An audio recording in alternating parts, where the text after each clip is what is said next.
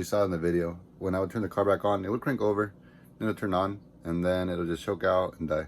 So when I would turn it over, I'll give it some throttle, try to keep the revolutions alive, try to see if I can, you know, keep the engine alive so I can just manage to drive it away. Because I was on the on-ramp. Picture this. I started rolling backwards. You know, I stalled out, started rolling backwards. And I was the first one in the green light, so that car's behind me at the same time. It wasn't the best experience, but needless to say, I stopped on the brake, pulled the e-brake. Luckily, everybody went around. I ended up rolling down into a curb purposely so I wouldn't be blocking traffic. That way, if Highway Patrol were to come onto the on-ramp, they wouldn't try telling me something, trying to tow my car. Just in case, because AAA that day was taking 45 to 55 minutes. That was the estimated time. And it actually did take that long. But yeah, so it ended up just being a mass airflow sensor, and me constantly trying to turn it on and give it throttle. I ended up frying my starter. So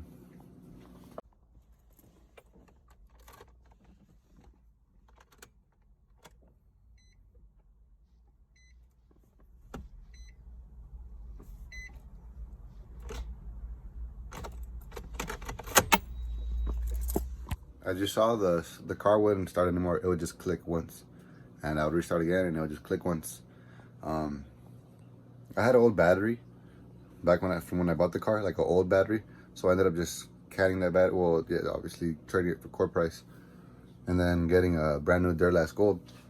That didn't solve anything. I kind of knew it wasn't gonna solve anything, but I was like, hey, might as well just get a new battery, get it over with. And I did. I got the new battery, but like I said, it didn't solve anything.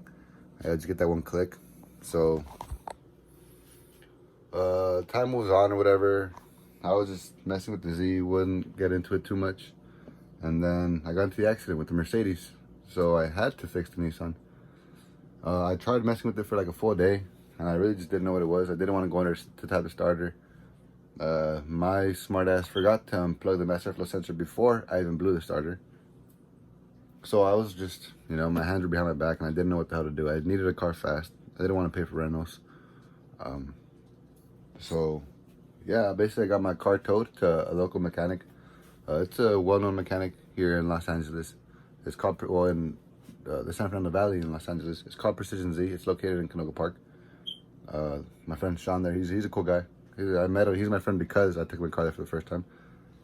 This is not my second time, and it's a cool place. It's a cool place. They're very professional. They know what the hell they're doing, and their time to give your car back, it's pretty fast. I got my car back within like 2 days, and that was with me saying it's no rush. So if you were to rush your car, you'd probably get it back same day. But yeah, my Z's up and running. It was just the mass airflow sensor and the starter. I ended up going OEM for the mass air, and then I ended up doing a aftermarket for my starter. When I was looking up doing research, a bunch of stuff would say like crankshaft position sensor, camshaft position sensors, and I was gonna switch those out, but I ended up not doing it. Thankfully so.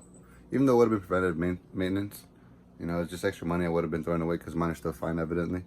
I know they are probably on our Z's and G's, but hey, it wasn't my time for my crank and camshafts yet.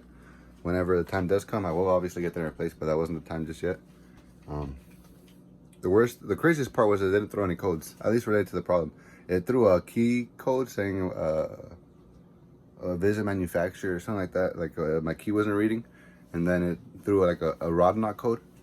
I'll enter the codes right here as I'm speaking. But yeah, those were the two codes that I threw, and neither of those were my problem.